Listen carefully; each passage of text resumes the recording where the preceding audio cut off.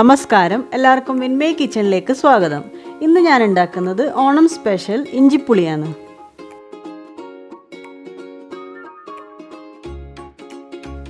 അപ്പോൾ അതിന് വേണ്ടുന്ന സാധനങ്ങൾ എന്തെല്ലാം നോക്കാം. ഞാനിവിടെ ഒരു കപ്പോളം ഇഞ്ചി എടുത്തിട്ട് നല്ലോണം കഴുകി വൃത്തിയാക്കിയിട്ട് ഇതുപോലെ ചെറിയ പീസാക്കിയിട്ട് അരിഞ്ഞു വെച്ചിട്ടുണ്ട്.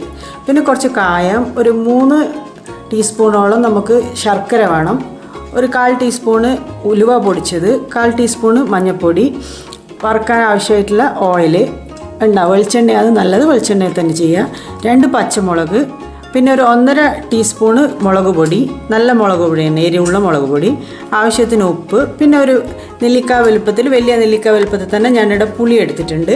അതൊന്ന് ചൂടുവെള്ളത്തിൽ കുതിർത്ത് വെക്കണം. എന്നാൽ പിന്നെ വേഗം നമുക്ക് അതിൻ്റെ ഇത് കിട്ടും, വെള്ളം കിട്ടും, നല്ല കട്ടിയുള്ള പുളിവെള്ളം കിട്ടും.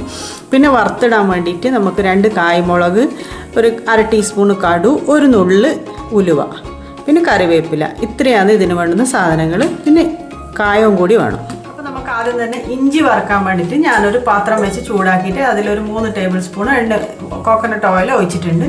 അത് ചൂടായി വന്നിട്ടുണ്ട്. നമുക്കിനി അതിലേക്ക് ഇഞ്ചി ഇട്ട് കൊടുക്കാം. അപ്പോൾ ഈ ഇഞ്ചി നന്നായിട്ട് മൊരിഞ്ഞ് വരണം. നല്ല ഒരു നമ്മൾ കയ്യിലെടുത്ത് കഴിഞ്ഞാൽ ഒന്ന് പൊട്ടിക്കുമ്പോൾ ഇങ്ങനെ പൊടിഞ്ഞ് വരുന്ന പോലെ ആകുന്നവരെ നമുക്കിത് വഴറ്റി കൊടുക്കണം. ഒരു 10 മിനിറ്റോളം വഴറ്റി കൊടുക്കേണ്ടി വരും നമുക്കിത്. അപ്പോൾ നമ്മൾ ഇഞ്ചി ഏകദേശം ആയി വരുന്നുണ്ട്. നമുക്ക് അതിലേക്ക് കറിവേപ്പില ഇട്ട് കൊടുക്കാം.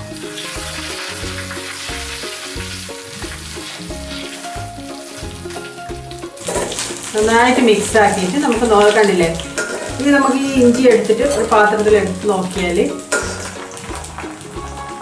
കൈ കൊണ്ട് ഇങ്ങനെ പൊടിഞ്ഞ് വരും, കണ്ടില്ല? അപ്പോൾ കറക്റ്റ് പാകത്തിനായിട്ടുണ്ട്. നമുക്കിത് കോരിയെടുക്കാം. അപ്പോൾ ഞാൻ അതേ എണ്ണയിൽ തന്നെ വറുത്തിടാൻ വേണ്ടിയിട്ട് വെച്ചിട്ടുണ്ട്. കടുവും കുറച്ച് ഒരു നുള്ളു ഉലുവയും. അപ്പോൾ കടു പൊട്ടുന്നുണ്ട്, അതിന് പൊട്ടി കഴിഞ്ഞിട്ടുണ്ട്. നമുക്കിനി അതിൻ്റെ കൂടെ കായ്മുളക് ഇട്ട് കൊടുക്കാം. അതിൻ്റെ കൂടെ തന്നെ കറിവേപ്പില ഇട്ട് കൊടുക്കാം.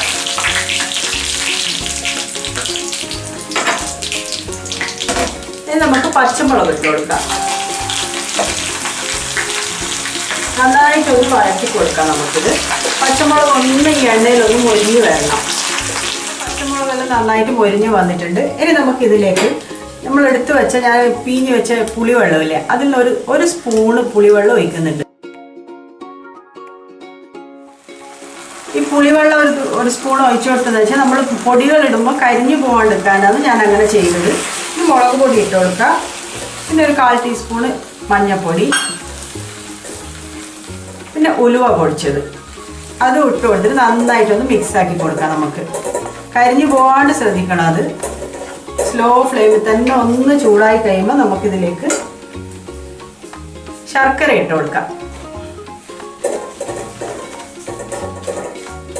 ഇനി നമുക്കിതിലേക്ക് നമ്മൾ എടുത്തു വെച്ച പുളിവെള്ളം നല്ലോണം ചെറിയ ചൂടുവെള്ളത്തിലിട്ടിട്ട് ഞാനിത് പിഴിഞ്ഞെടുത്തതാണ്, അത് ഒഴിച്ചു കൊടുക്കാം. അപ്പോൾ ഈ പുളിവെള്ളം ഒന്ന് തിളച്ച് വരുന്നുണ്ട്. നമുക്ക് ആ സമയം ഉപ്പിട്ട് കൊടുക്കാം. നന്നായിട്ടൊന്ന് മിക്സാക്കി കൊടുക്കുക. അതിൻ്റെ കൂടെ തന്നെ ഇത് തിളച്ച് വരുമ്പോൾ നമുക്ക് നമ്മൾ വറുത്ത് വെച്ച ഇഞ്ചി ഒന്ന് ഇട്ട് കൊടുക്കണം. അപ്പോൾ നമ്മളിങ്ങനെ വറുത്ത് വെച്ചിട്ടില്ല, ഇത് കൈ കൊണ്ട് തന്നെ ജസ്റ്റ് ഒന്നിങ്ങനെ പൊടിച്ചു കൊടുക്കാം. കറിവേപ്പിലയും ഇഞ്ചിയെല്ലാം കൈ വെച്ചിട്ടുണ്ട് നന്നായിട്ടൊന്ന് പൊടിച്ചിട്ട് അത് ഇതിലേക്ക് ഇട്ട് കൊടുക്കാം നമുക്ക്. ഇനി ഇത് നന്നായിട്ടൊന്ന് തിളച്ച് കുറുകി വരണം. നമുക്ക് ഇടയ്ക്കിടയ്ക്ക് ഒന്ന് ഇളക്കി കൊടുത്തോണ്ടിരിക്കാം ഇത്. അപ്പോൾ നമ്മളെ കറി ഏകദേശം ഇവിടെ റെഡി ആയിട്ടുണ്ട്. നമുക്കിത് ലാസ്റ്റ് ഇതിലേക്ക് കുറച്ച് കായപ്പൊടിയും കൂടി ഇട്ട് കൊടുക്കാം.